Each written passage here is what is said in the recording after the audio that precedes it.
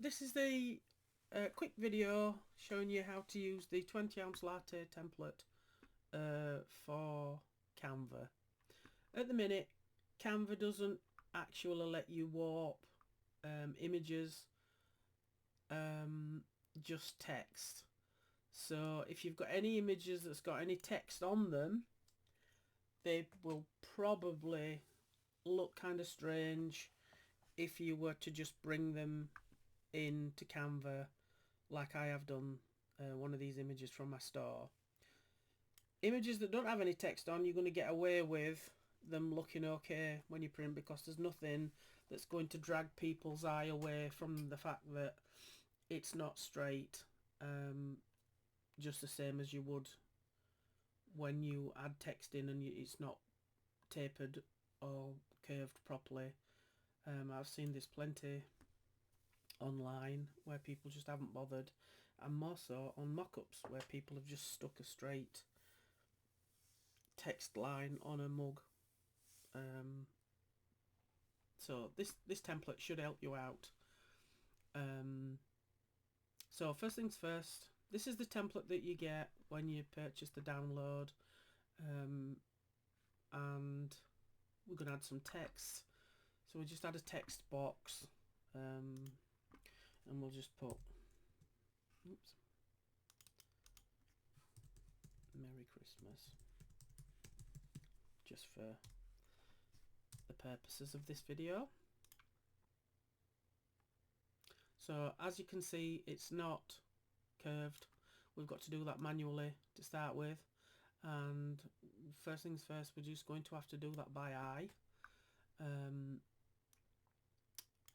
This outer this box here is the front facing panel of your mug, so the handle would be on this side, handle would be on that side.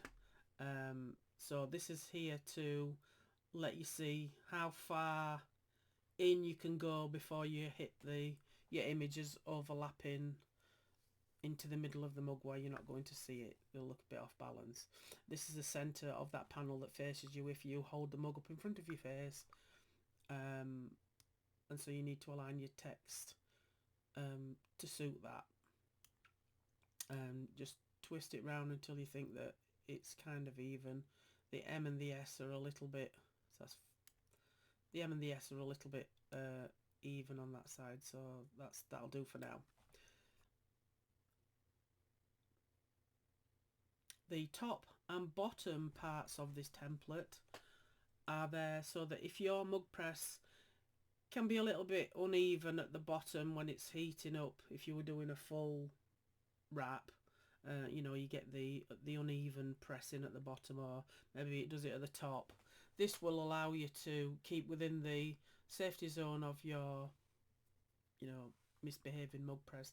I know when I first started, I you know, didn't know that this was a thing and went for the cheapest 5-in-1 package many moons ago, and the mug press just would not press completely to the bottom.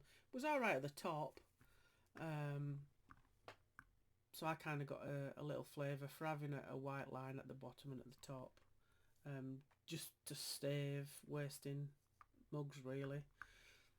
So yeah, so that box will keep you within the bounds. That is the centre of the mug that's opposite the handle, and the handles are here and here.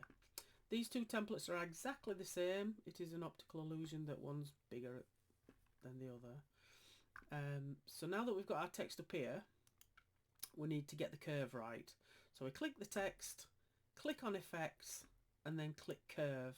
Now obviously that's a bit extreme for what we want.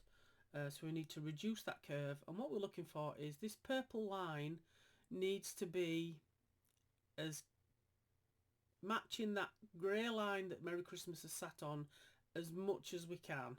That looks alright for now, so I'm going to let that go, and I'm just going to move this text up a little bit.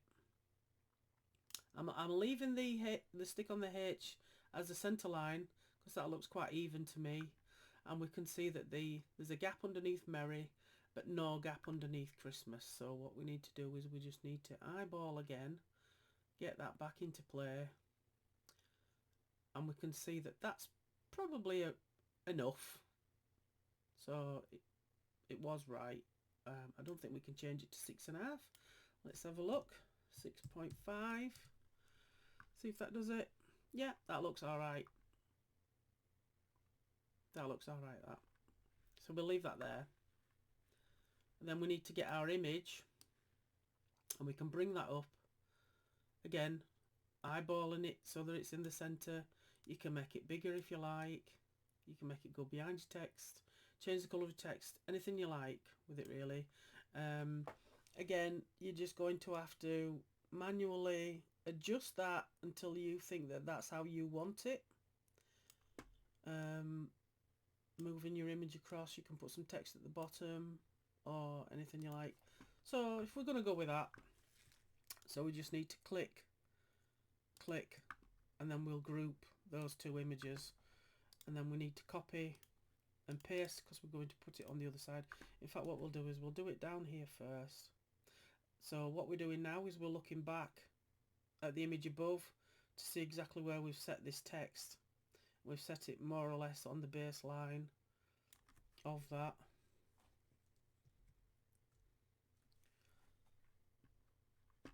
And then we'll copy that again. Or we can paste it.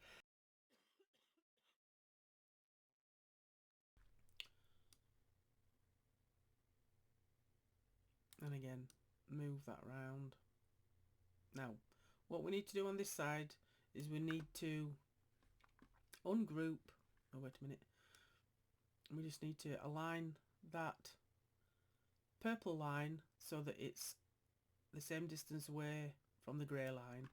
Then we just need to adjust our image, and we'll copy and paste that for the bottom so we know that that's going to be fine. So the stick, I'm sure there's a better word for that thing than the stick. So that's your image. Now the thing that we need to do is we need to get rid of this grid. So we need to right click anywhere, whether it's there or in the middle, go to layers, show layers, and you'll see that you've got your 4 images, and we've got the template, and we've got a cut line. So this grid template, we need to make sure that it's selected, and we need to go to transparency and completely delete it, completely erase the transparency. This image here gives us the cut lines, because obviously if you were printing on with no background as we've got here, if we didn't have that cut line, you wouldn't know where to cut the template out for your wrap to get it pressed onto your mug. So you can drop the transparency of that if you wish, or you can leave it at full transparency so that you can cut along that line. The template for the cut line is actually, if I bring that one above, is actually bigger than the grid for alignment, so you don't need to worry about cutting exactly to that line because your mug wrap is below that. And then it's a case of saving it and then print at 100%, because if you reduce it then you're going to get a tiny little mess printing on your mug, and the curve will be completely off if you reduce the size. And that's it. I will be adding 17-ounce Latte template in the same format.